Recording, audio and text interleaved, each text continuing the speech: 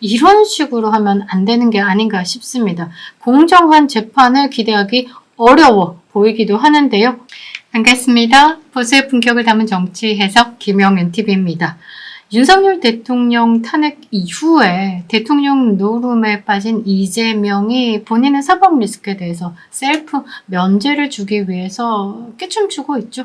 우프입니다. 그러나 사법시계는 계속 제각제각 돌아가고 있죠.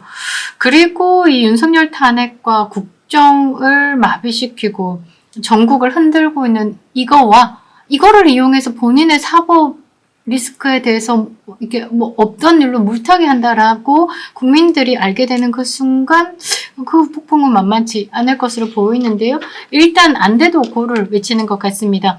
공직선거법에서 1심에서 징역 1년과 집행유예 2년을 때려 맞았죠. 그리고 2심에서 뒤집힐 위중교사 사건. 이것도 문제지만 사실 앞으로 줄줄이 떼줄이 있을 재판이 더 문제입니다. 이재명은 험난한 길을 가야 되겠죠. 월화수목 금금금 법원에서 살아야 되지 않을까요?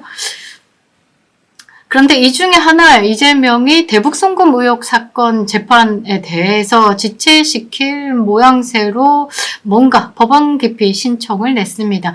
지금 기소 6개월째가 되도록 재판 준비만 하고 정식 재판이 열리지 못하고 있습니다. 그런데 이번에 법관 기피 신청을 또 냈습니다. 지난 13일에 낸 것으로 보이는데요. 불공정한 재판을 할 염려가 있다라는 게 기피 신청의 이유입니다. 재판을 맡은 수원지법 형사 11부 후덜덜 무서운 판사가 계시죠. 이화영 전 경기도 평화부지사 대북송금 사건에서 유죄를 선고했기 때문에 이재명인 나도 유죄를 선고할 수도 있고 선입견을 가질 수 있다라고 주장을 하는 거죠. 지난 9월에도 공판 준비 기일을 같은 이유로 재판부 재배당 요청을 했지만 법원에서 기각시켰습니다.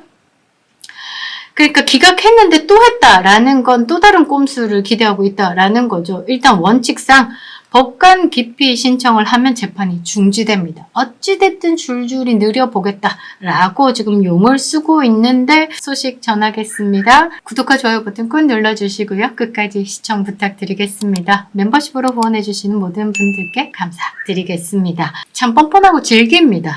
그리고 국민들에게 낯이 없을 것 같은데요. 정치인이라면 이 정도 얼굴에 철판은 깔아야 되지 않을까 조금만 봐도 뻔뻔하더라고요. 입시 비리, 감찰 무마 이걸로 대법원 판결 확정 후에 이제 깜빵 가면서도 뭐 이렇게 외치면서 검찰 해체를 외치고 갔죠. 이 정도 본인의 멘탈을 무장시키고 뻔뻔해야지만 그 자리에 있는 것일까? 국민들에게 존경을 끌어내야 되는데 이거는 우리가 생각했던 그 정치와는 완벽히 다른 정치구나. 대한민국 정치가 참으로 기형적으로 변했구나라는 것을 볼 수 있었습니다. 쌍방울 대북송금 사건에 이화영과 공범으로 기소된 이재명이죠. 법관 신청 냈다. 이건 지금 윤석열 대통령 탄핵 정국과 맞물려서 사법 리스크 부담을 좀 덜기 위한 전략으로 저는 해석이 됩니다. 그러니까 잘 봐. 윤석열 탄핵됐어. 다음 정권 잡는 그 1인자가 누군지 한번 좀 생각해봐. 내가 된다면 가만히 있지 않겠어? 라는 메시지를 던지는 것이 아닐까 싶은데요. 신진우 부장판사, 강백신, 신진우, 기대되는 이름인데요. 일단 신진우 부장판사가 이 대북송금과 관련돼서 제3자 뇌물 사건으로 이재명을 심리 중이죠. 그래서 법관 신청을 냈습니다. 신진우만큼은 벗어나고 싶은 생각에. 이화영도 이 중형을 선고했기 때문이죠.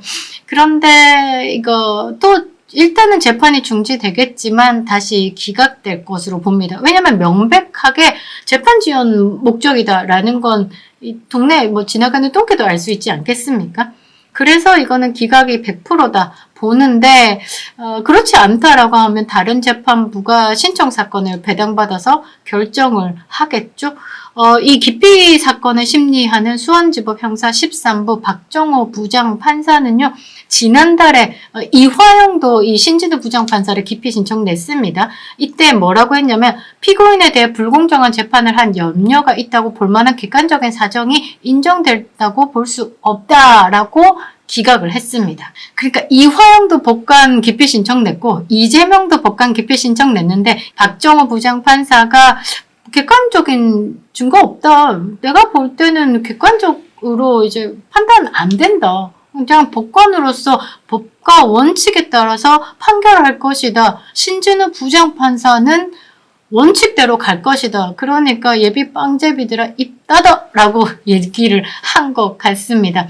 일단 이 사건이 굉장히 심각한 문제인데 요거 한번 설명드리면 계속 뭐 쌍방울이 대북 송금을 뭐 대신했대. 이재명이 뭐 어떻대 저떻대 얘기하는데 이 사건은 굉장히 심각한 문제죠. 국내법을 떠나서 국제법 위반까지도 갈 수 있는 사건이기 때문에 이런 자가 우리나라의 뭐 대표가 된다. 이제 대통령이 된다. 이렇게 봤을 때 자유진영에서는 이재명의 거북함을 느낄 수밖에 없죠. 왜? 북한에 돈 퍼다 줬으니까. 그리고 중국에 쉐쉐하는 놈이니까 당연히 우리 프렌드라고 생각하기보다는 저거 스파이일 거야 라는 생각을 할 수밖에 없는 거죠. 국제사회에서 문재인 때보다 더한 왕따가 진행되지 않을까 예상이 되는데요.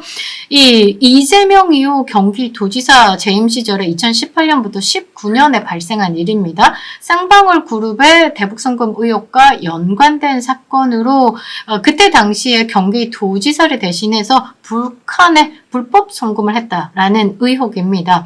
이때 이재명이가 경기도지사로서 뭔가 이제 중앙정치에 뛰어들고 싶어서 남북 교류 협력 사업 추진 중이었고 요거에 뭐 스마트팜 구축, 뭐 철도 사업 지원 등을 목표로 뭔가 문재인을 좀 제껴보겠다라고 까불랑까불랑 거릴 때 경기도 측의 돈을 땡기는 게 어려운 상황. 왜냐면 북한의 지원이니까. 그래서 이제 검은 돈을 땡겨와야 되겠다 해서 쌍방울과 연결돼서 뭔가 작업질을 한 것. 그리고 이 상황에서 문재인이가 이재명을 좀 패싱했습니다. 거기에 뿔난 이재명이 내가 단독으로 이제 북한과 연결고리를 만들겠어. 문재인 제껴보겠어. 하는 욕심이 좀 과해서 진행된 일이다라고 봐야 되는 부분이죠. 구체적으로는요. 쌍방울 그룹이요. 총 800만 달러를 북한에 송금했습니다. 그중에 500만 달러는 경기도 스마트팜 지원이다. 그리고 나머지 300만 달러는 이재명의 방북 비용, 그러니까 헬기 좀 타고 이제 꽃 좀 흔들고 뭐 이런 걸 위해서 사용됐다라고 주장을 하는 거죠. 여기에 불법성이 좀 있습니다. 왜냐하면 송금을 했다, 북한에 직접적으로 돈을 전달했다. 이게 유엔 제재에 걸리는 거죠. 그리고 국내에서는 남북교류협력법 위반의 소지가 있습니다. 민간 기업이 북한에 자금을 송금하는 행위 자체가 법적으로 금지되어 있고 정부의 승인이 없이 이루어졌다라고 하면 이거는 깜빵각이다라는 말이죠. 이재명은 사실 경기도지사 시절 대북사업을 추진한 핵심 대가리죠. 모든 인허가, 모든 결정권자로서 이재명의 도장이 없으면 벽돌 한 장도 나갈 수가 없는 상황에서 이렇게 큰 대북사업을 추진하고 있는데 이재명이 몰랐다라는 건 결코 말이 되지 않는다. 그런데 이재명은 쌍방울 그룹이 이 500만 달러를 경기도 스마트팜 사업으로 북한에 보냈고 300만 달러도 돈을 보냈다라는 거 나는 전혀 몰랐다. 저 사람들이 알아서 하는 거였다라고 이게 정치적 수사다라고 반박을 하고 있습니다.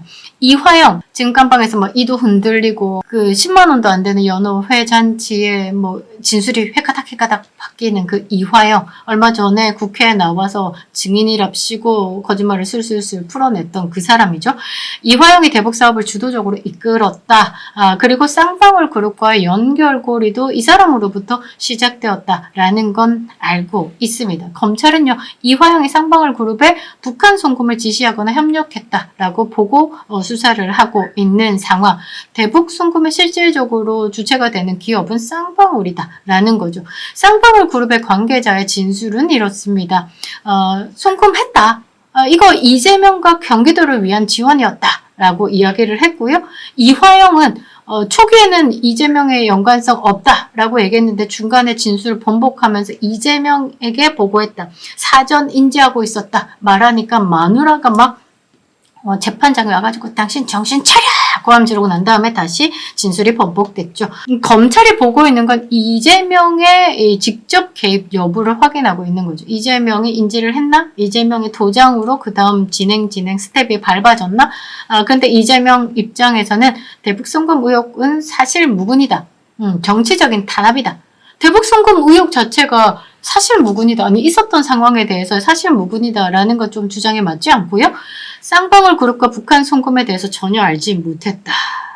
그런데 김성태 쌍방울 그룹 회장 김성태 어머니 상에도 이재명이 이제 언급이 되기도 했었고 뭔가 끈끈한 게 있습니다. 끈끈한 게 있습니다. 이 쌍방울이 생각보다 검은 거래 그리고 그 조직망들 이렇게 연결돼 있는 그런 자회사들이 꽤나 많이 관여가 되어 있다라는 게 결국은 부정선거와 관련해서도 쌍방울이 언급이 되기도 합니다. 쌍방울 대단한 기업인데요. 아무튼 검찰의 수사는 이제 정치적 목적의 표적 수사다라고 반발하고 있습니다. 정치적으로 내가 제거돼야 될 대상이기 때문에 나의 제거를 위해서 검찰이 움직이고 있다라면서 이제 민중들이여 일어나라 개딸들이여 와 해라 이러고 지금 가스라이팅 중이다라는 겁니다. 일단은 뭐 신준우 부장판사께서 진짜 사건에 대해서 쭉 알고 있는 상황에서 이재명의 재판까지 맡게 된다라고 하면 이미 뭐 법리적으로 검토가 된 상황에서 빠르게 1심 판결이 나오지 않을까 보고 있습니다. 이 부분에 지금 이재명이 바들바들 떨고 있는 것이죠. 사실 지금 공직선거법 하나 유죄, 위증교사 황당한 무죄, 이 다음으로 치고 들어올 게 만일에 대북 송금 사건에서 1심 징역 막 50년 이렇게 때려지면 이재명은 그냥 뭐 나가리 된다라고 봐야 되겠죠.